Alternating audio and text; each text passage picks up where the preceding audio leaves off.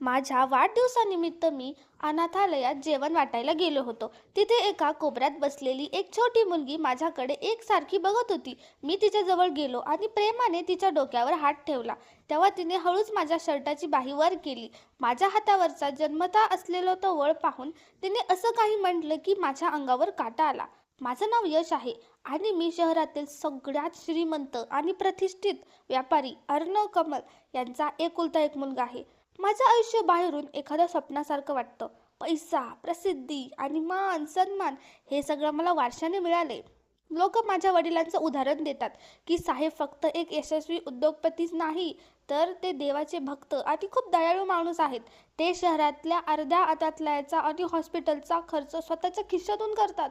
लहानपणापासून मी माझ्या वडिलांना माझा आदर्श मानत आलोय.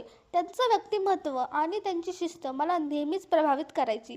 जरी ते माझ्याशी जास्त मोकळेपणाने बोलत नसत आणि आमच्यात नेहमी एक आदराचं अंतर राहिले, तरी मला माहीत आहे की ते माझ्यावर खूप प्रेम करतात. मी लहान असतानाच माझ्या आईचं निधन झालं होतं. त्यामुळे मी वडिलांनाच आई आणि बाबा या दोन्ही रूपात पाहिले. त्यांनी दुसरं लग्न केलं नाही आणि आपलं पूर्ण आयुष्य माझ्या संगोपनासाठी आणि व्यवसायासाठी वाहून घेतलं. आज माझा 25वा वाढदिवस होता आणि घरामध्ये एका मोठ्या पार्टीचं आयोजन केलं होतं, ज्याच्यासाठी शहरातील मोठ्या लोकांना बोलवण्यात आलं होतं. पण माझं मन या दिखाऊ पार्ट्यांना कंटाळलं होतं. दरवर्षी तेच खोटं हसणं आणि स्वार्थी लोकांच्या भेटवस्तू घेणं मला ओझं वाटायचं. म्हणून यावेळी मी ठरवलं की माझ्या वाढदिवसाची सुरुवात मी एखाद्या चांगल्या कामाने करेन. मी विचार केला की छाया नावाच्या त्या जुना अनाथालयात जाऊन मुलांसोबत वेळ घालवावा आणि त्यांना जेवण द्यावं, ज्याचे ट्रस्टी स्वतः माझे वडील आहेत. मी सकाळीच माझ्या कर्मचाऱ्यांना सांगून जेवणाचे डबे आणि भेटवस्तू पॅक करून घेतल्या आणि वडिलांना न सांगता घरातून बाहेर पडलो, कारण ते एका महत्त्वाच्या मीटिंगमध्ये व्यस्त होते आणि मला त्यांच्या कामात अडथळा आणायचा नव्हता. गाडी चालवताना माझं मन खूप प्रसन्न होतं. हवामानही छान होतं आणि गार वारा सुटला होता. अनाथालय शहराच्या बाहेर एका जुन्या मोठ्या इमारतीत होतं. जेव्हा मी तिथे पोहोचलो तेव्हा गेटवरच्या वॉचमॅनने माझी गाडी ओळखली आणि लगेच गेट उघडलं, कारण ती माझ्या वडिलांची गाडी होती. मी आत गेलो तेव्हा तिथलं वातावरण कसं तरी उदास वाटत होतं. इमारत मोठी होती पण भिंतींचा कलर निघाला होता आणि सगळीकडे ओल आली होती.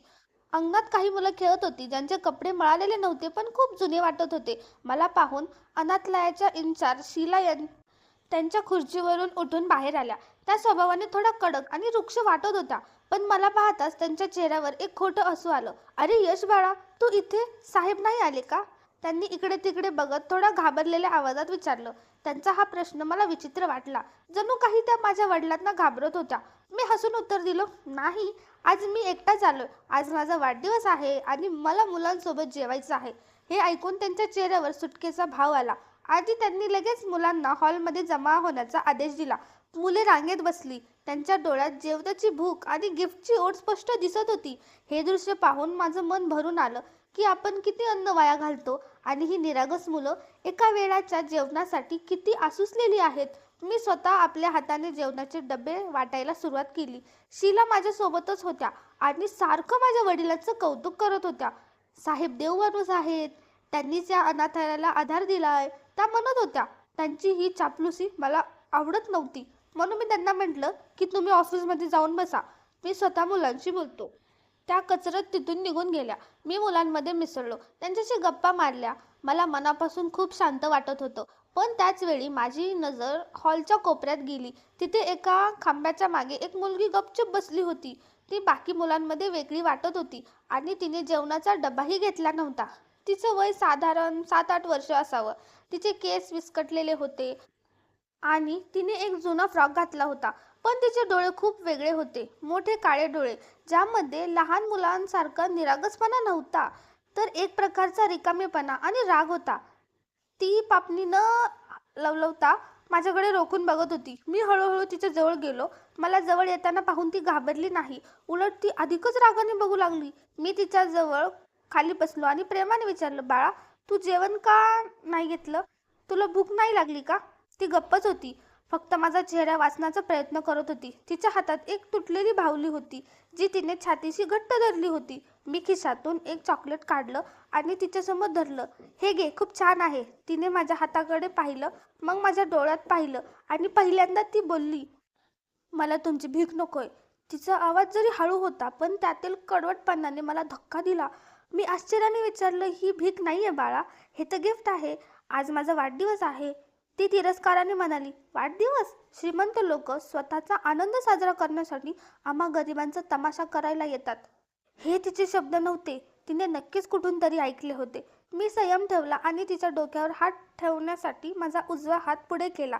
जसा माझा हात तिच्या डोक्याजवळ पोचला, माझ्या शर्टची बाही थोडी वर झाली आणि माझ्या मनगटावर असलेला तो जन्मजात वळ स्पष्ट दिसू लागला. तो अर्धचंद्रासारखा गडद तपकिरी रंगाचा डाग होता. हा वळ आमच्या कुटुंबातील अनेकांना होता. माझ्या वडिलांच्या हातावरही अगदी असाच वळ होता आणि माझी आजी म्हणायची की ही आपली खानदानी ओळख आहे. त्या मुलीची नजर त्या वळावर पडताच तिच्या चेहऱ्याचा रंग बदलला. तिच्या डोळ्यांमधला राग आता भीतीमध्ये बदलला आणि तिने झडप घालून माझा हात पकडला. तिचे हात बर्फासारखे थंड होते. तिने माझ्या शर्टाची बाही अजून वर केली आणि त्या खुणेला आपल्या बोटांनी स्पर्श केला. जणू काही तिला खात्री करायची होती की हे खरं आहे की नाही. हे निशाण? ती पुटपुटली. हे तर त्यांचंच आहे. मला समजलं नाही. कोणाचं? बाळा, हे माझं जन्मापासूनचं निशाण आहे, मी म्हणालो.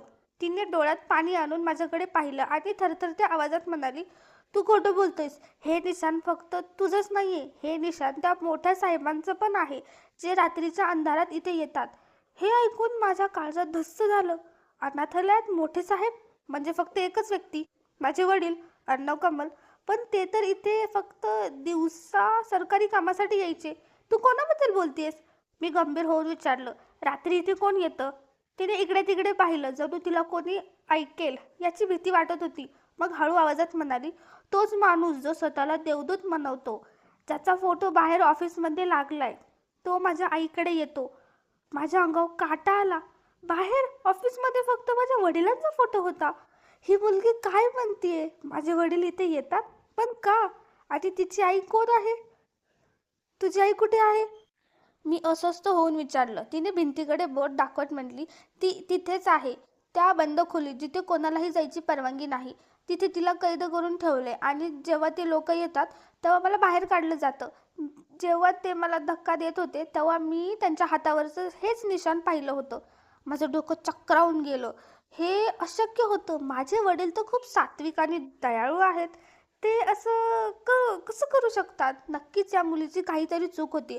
मी म्हणालो, बाळा, तुझा काहीतरी गैरसमज होतोय. माझे बाबा असे नाहीत. त्या मुलीने माझा हात झटकला. सगळी माणसं सारखीच असतात. तू सुद्धा त्यांचाच मुलगा आहेस. म्हणूनच तुझ्या हातावरही हे मनहूस निशाण आहे.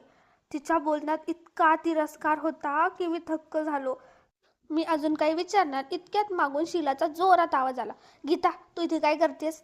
त्यांनी त्या मुलीचा हात धरला आणि तिला ओढत नेलं. मी तुला सांगितलं होतं ना, पाहुण्यांना त्रास द्यायचा नाही. चल, आपल्या खोलीत जा. मुलगी माझ्याकडे बघत निघून गेली. तिच्या नजरेत अनेक प्रश्न होते. जणू ती मदत मागत होती. शीलाने मला सॉरी म्हटलं आणि म्हणाल्या, बाळा, ही मुलगी मानसिकदृष्ट्या थोडी आजारी आहे. काहीही वेडेवाकडं बोलत असते. आई वारल्यापासून तिला धक्का बसलाय. तिच्या बोलण्याकडे लक्ष देऊ नका. मी विचारलं, पण ती म्हणत होती की तिची आई इथेच आहे. शीलाचा चेहरा पांढरा पडला, पण त्यांनी स्वतःला सावरलं. मी सांगितलं ना, ती वेडी आहे. तिच्या आईला मरून 3 वर्ष झालीत. ती प्रत्येक स्त्रीला आपली आई आणि प्रत्येक पुरुषाला आपला बाप समजते. त्यांच्या बोलण्यात भीती होती, जी मी स्पष्ट पाहू शकत होतो. त्या काहीतरी लपवत होत्या. आणि गीता ज्या प्रकारे माझ्याकडे बघत होती, ती एखाद्या वेड्या मुलीची नजर नव्हती. तिने ते निशाण बरोबर ओळखलं होतं. जर ती वेडी असती तर तिला कसं माहीत की मोठ्या साहेबांच्या हातावरही तेच निशाण आहे? माझे वडील तर नेहमी पूर्ण बाह्यांचे शर्ट घालतात. मग तिने ते कसं पाहिलं? संशयाचं वादळ माझ्या मनात उठलं होतं. मी तिथे जास्त वाद घातला नाही, कारण मला माहीत होतं की काहीही गडबड असेल तर त्या सहजासहजी सांगणार नाहीत. मी तिथून निघालो, पण माझं मन तिथेच त्या कोपऱ्यात अडकून पडलं होतं. गाडीत बसलो तेव्हा माझे हात थरथरत होते. मी स्वतःच्याच हातावरचं ते निशाण पाहिलं, ज्याला मी आजपर्यंत माझं भाग्य समजत होतो. पण आज ते मला एका डागासारखं वाटत होतं. काय खरंच माझे वडील रात्री तिथे जातात का? ती मुलगी खरं बोलत होती का? आधी ती बंद खोली, तिथे कोण आहे? घरी पोहोचलो तेव्हा पार्टीची तयारी जोरात सुरू होती. पण मला कशातच रस नव्हता. मी वडिलांच्या खोलीकडे पाहिलं, ते अजून आले नव्हते. मी त्यांची वाट बघू लागलो. संध्याकाळी जेव्हा ते आले तेव्हा ते खूप थकलेले वाटत होते. मी त्यांच्याजवळ गेलो आणि नमस्कार केला. त्यांनी माझ्या डोक्यावर हात ठेवला आणि म्हणाले, वाढदिवसाच्या खूप शुभेच्छा. यश, मला माफ कर, सकाळी तुला शुभेच्छा द्यायला जमलं नाही. कामाचा खूप लोड आहे. बाबा नेहमीप्रमाणे प्रेमाने बोलले. माझं लक्ष त्यांच्या मनगटाकडे होतं, जे शर्टाच्या बटनामागे लपलं होतं. मला वाटत होतं की त्यांची बाही वर करून बघावं की तो वळ तिथेच आहे का. मी हिम्मत करून विचारलं, बाबा, तुम्ही शेवटचं छाया अनाथालयात कधी गेला होता? माझा हा अचानक प्रश्न ऐकून ते थांबले. टाय ढिल्ली करत त्यांनी माझ्याकडे पाहिलं. त्यांच्या डोळ्यात एक सेकंदासाठी भीती दिसली. का रे, काय झालं? तू तिथे गेला होतास का, त्यांनी विचारलं. त्यांचा आवाज साधा होता, पण त्यात एक प्रकारची चौकशी होती. मी म्हणालो, हो, मी सकाळी गेलो होतो मुलांना जेवण द्यायला. तिथली अवस्था खूप वाईट आहे. मला वाटलं तुम्हाला जाऊन खूप दिवस झाले असतील. बाबांनी दीर्घ श्वास घेतला आणि खुर्चीवर बसले.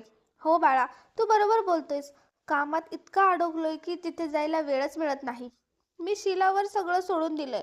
पण तिथे सगळं ठीक होतं ना? ते माझ्याकडे बघण्याऐवजी टेबलावरच्या फाईल्स नीट करू लागले. मानसशास्त्र सांगतं की जेव्हा माणूस काहीतरी लपवतो तेव्हा तो नजर चुकवतो. हो, सगळं ठीक होतं. तिथे एक मुलगी भेटली, गीता नावाची. मी मुद्दाम नाव घेतलं. बाबांचा हात फाईलवरच थांबला. खोलीत एकदम शांतता पसरली. मग त्यांनी स्वतःला सावरत म्हटलं, गीता, हा कोणीतरी नवीन मुलगी असेल. तिथे शेकडो मुलं आहेत. सगळ्यांची नावं लक्षात राहत नाहीत. चल, तू जाऊन तयार हो, पाहू ते येत असतील. त्यांनी विषय बदलला. पण त्यांच्या शरीरात आलेला तो तणाव मला सगळं काही सांगून गेला. ते गीताला ओळखत होते. माझा संशय आता खात्रीत बदलला होता की त्या अनाथालयाच्या भिंतीमागे असं काहीतरी रहस्य आहे, ज्यांचा संबंध माझ्या वडिलांशी आणि त्या मुलीशी आहे. रात्री जेव्हा पार्टी संपली आणि मी एकटा होतो तेव्हा मी ठरवलं की मी गप्प बसणार नाही. मला सत्य जाणून घ्यायचं होतं, मग ते कितीही कडू का असना. रात्रीचे 2 वाजले होते. मऊ गादीवर असूनही मला काट्यासारखं टोचत होतं. मी हळूच उठलो. पाय न वाजवता पायऱ्या उतरलो. गॅरेजमधून गाडी घेण्याऐवजी ड्रायव्हरची जुनी मोटरसायकल घेतली, जेणेकरून आवाज होऊन वॉचमन जागा होऊ दे. थंड वाऱ्यात मी अनाथालयाकडे निघालो. अर्ध्या तासात मी तिथे पोहोचलो. मुख्य गेटवर वॉचमन होता, म्हणून मी पाठीमागच्या तुटलेल्या भिंतीतून आत शिरलो. त्या खोलीपाशी पोहोचलो जिथे गीताने इशारा केला होता. खिडकीतून आत पाहिलं तर समोरचं दृश्य पाहून माझ्या अंगावर काटा आला. तिथे गीता बसली होती आणि शेजारच्या खाटेवर एक बाई झोपली होती. मी खिडकीवरच हळूच टकटक केली. गीता घाबरली, पण मला पाहून तिने खिडकी उघडली. तू इथे काय करतोयस, तिने हळूच विचारलं. मला सत्य जाणून घ्यायचंय गीता, मी आत येऊ शकतो का, मी विचारलं. तिने होकार दिला आणि मी आत शिरलो. मी विचारलं, तू सकाळी जे म्हणलीस ते खरं आहे का? तुझ्याकडे काही पुरावा आहे का? गीताने उशी खालून एक जुनं पुस्तक काढलं आणि त्यातून एक ब्लॅक अँड व्हाईट फोटो माझ्या हातात दिला. तो फोटो पाहून माझं डोकं चक्रावून गेलं. त्यात माझे वडील एका तरुण बाईसोबत बसले होते आणि त्यांच्या मांडीवर एक छोटी मुलगी होती. वडिलांच्या चेहऱ्यावरून ते हसू फक्त माझ्यासाठीच होतं असं मला वाटायचं. पण तिथेही तेच होतं. मी खाटेवरच्या बाईकडे पाहिलं. ती माधवी होती, जी फोटोत खूप सुंदर दिसत होती, पण आता दुःखाची सावली वाटत होती. ही माझी आई आहे, गीता हळू आवाजात म्हणाली. आणि हे तुझे वडील. त्यांनी माझ्या आईशी लग्न केलं होतं, पण आई सांगते की ते खूप मजबूर होते. तुझी आई खूप आजारी होती आणि त्यांना तिला धक्का द्यायचा नव्हता, म्हणून त्यांनी आम्हाला जगापासून लपवून ठेवलं. गीताचे हे शब्द माझ्या काळजावर हातोड्यासारखे बसत होते. मी विचारलं, पण माझ्या आईच्या निधनानंतर तरी ते तुम्हाला घरी नेऊ शकले असते ना? गीताच्या डोळ्यात पाणी आलं. आई म्हणते की तेव्हा त्यांना त्यांच्या प्रतिष्ठेची भीती वाटू लागली. ते शहरातले मोठे माणूस झाले होते आणि आम्ही त्यांच्या भूतकाळातील अशी एक चूक झालो होतो जी त्यांना पुसायची होती, पण ते पुसू शकले नाहीत. म्हणून त्यांनी आम्हाला या अनाथालयामागे कैद केलं. ते दर महिन्याला रात्रीच्या अंधारात येतात, पैसे देतात आणि आईला सांगतात की थोडे दिवस धीर धर. पण ते थोडे दिवस गेल्या 7 वर्षात कधी आलेच नाहीत. माझे वडील इतके स्वार्थी आणि भित्रे निघाले. त्यांनी स्वतःच्याच इज्जतीसाठी 2 आयुष्य बर्बाद केली. मी गीताचा हात धरला आणि माझ्या शर्टाची बाही वर करून म्हटलं, तुझा हात दाखव. आम्ही दोघांनी हात एकत्र केले.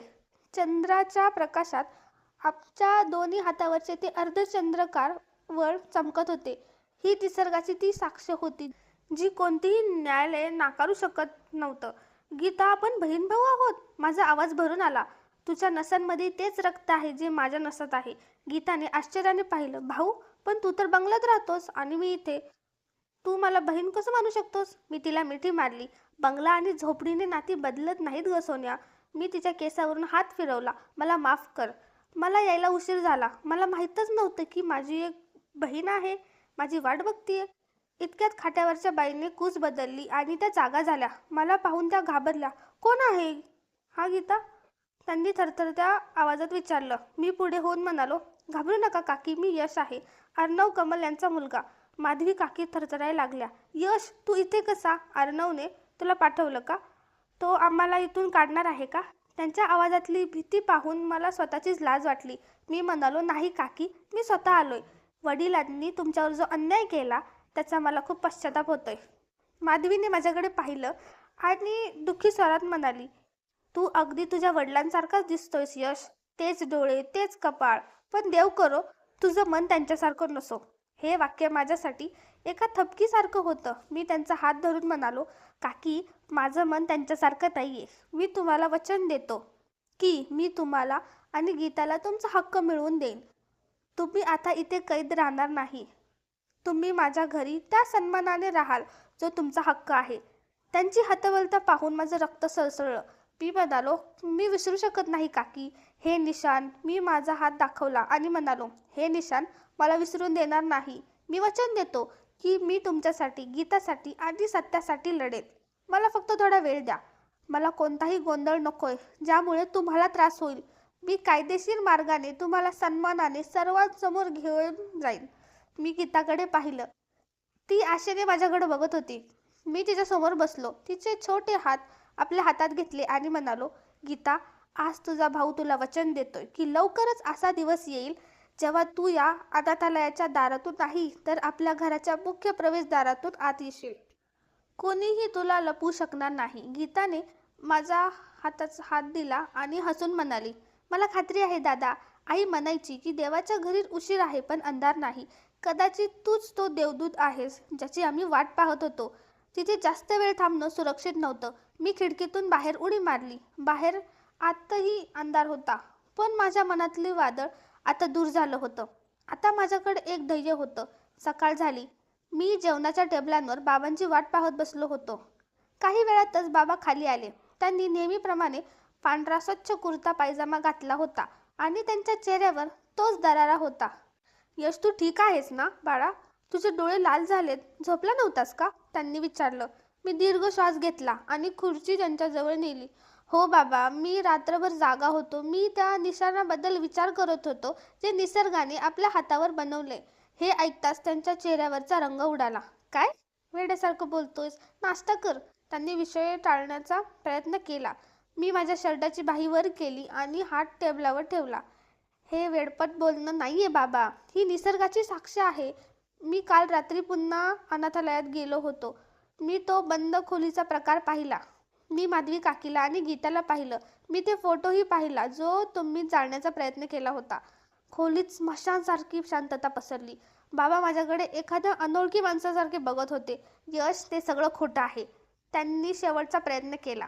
नाही बाबा, आता खोटं बोलण्याची वेळ निघून गेली. गीताच्या हातावरही तेच निशाण आहे जे माझ्या आणि तुमच्या हातावर आहे. ती माझी बहीण आहे आणि तुमची मुलगी जिला तुम्ही 7 वर्षापासून कैद करून ठेवले फक्त तुमच्या खोट्या प्रतिष्ठेसाठी. बाबा अचानक रागावले. त्यांनी टेबलावर जोरात मुक्का मारला. गप्पा बस. तू लहान आहेस अजून. तुला जग समजलेलं नाही. समाज काय म्हणेल याची तुला कल्पना नाही. मीही उभा राहिलो. अशा समाजाची मला पर्वा नाही बाबा, जो बापाला आपल्या लेकीपासून लांब ठेवतो. तुम्ही अख्ख्या जगाला मदत करता आणि स्वतःच्या मुलीला अनाथालयात ठेवलं. तुम्हाला रात्री झोप कशी येते? माझे प्रश्न त्यांना बाणासारखे टोचले. ते खुर्चीवरून कोसळले आणि डोकं धरून बसले. मी हतबल होतो यश. त्यांचा आवाज भरून आला. तुझी आई खूप आजारी होती. मला तिला धक्का द्यायचा नव्हता. ती वाढली आणि मग मला भीती वाटू लागली की जगाला कळलं तर माझी बदनामी होईल. मला वाटलं थोडा काळ लपवून ठेवन, पण वेळ निघून गेली आणि मी स्वतःच बनलेल्या दलदलीत अडकत गेलो. ते रडत होते, पण मला त्यांची दया आली नाही. वेळ निघून गेली नाहीये बाबा, तुम्ही ती घालवली आहे. तुम्ही तुमची इज्जत वाचवता वाचवता तुमचा प्रामाणिकपणाच मारून टाकलात. पण आता बस, तुम्हाला आता माझ्यासोबत यावं लागेल आणि माधवी काकी आणि गीताला सन्मानाने या घरात आणावं लागेल. बाबा घाबरले. हे शक्य नाही यश. लोक काय म्हणतील? मीडिया काय म्हणेल? मी माझा शेवटचा पत्ता टाकला. ठीक आहे बाबा, जर तुम्हाला तुमची इज्जत इतकीच महत्त्वाची असेल तर ऐकून घ्या. मी सुद्धा आता या घरात राहणार नाही. ही धमकी कामी आली. त्यांना माहिती होतं की मी हे करून दाखवेन. शेवटी त्यांचं मन जागं झालं. त्यांनी माझे हात धरले आणि रडू लागले. तू जिंकलास यश, तू जिंकलास. मी खरंच रस्ता चुकलो होतो. मी माझ्या फुलासारख्या लेकीला काट्यावर झोपवलं. मी गुन्हेगार आहे.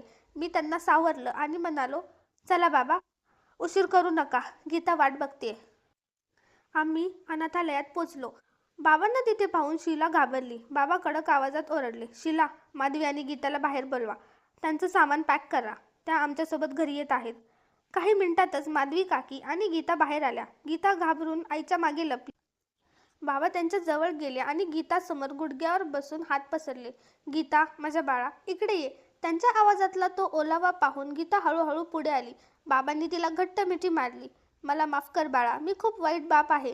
गीताने आपल्या लहान हातांनी त्यांचे अश्रू पुसले. नाही बाबा, तुम्ही वाईट नाही आहात. तुम्ही आलात ना, आई म्हणायची, तुम्ही नक्की येणार. बाबांनी माधवी काकींची सुद्धा माफी मागितली आणि त्यांना घेऊन घरी आलो. घरी आल्यावर बाबांनी सर्व नोकरांसमोर जाहीर केले की ही माधवी माझी पत्नी आहे आणि ही गीता माझी मुलगी आजपासून या घराच्या मालकीनी आहेत. रात्री जेवताना गीता बाबांच्या मांडीवर बसली होती. तिने अचानक तिची बाई वर केली आणि तो वर दाखवला. दादा बघ, माझा चांदोबा चमकतोय. मी सुद्धा माझी बाई वर केली. हो बाळा, हा चांदोबा आता कधीच मावळणार नाही, कारण आता आपल्यात कोणतीही भिंत नाहीये. त्या रात्री मी खूप शांतपणे झोपलो, कारण मी फक्त माझी बहीणच मिळवली नव्हती, तर माझ्या वडिलांनाही पुन्हा मिळवलं होतं. तर मित्रांनो, तुम्हाला ही कथा आवडली असेल तर व्हिडिओला लाईक करा, शेअर करा.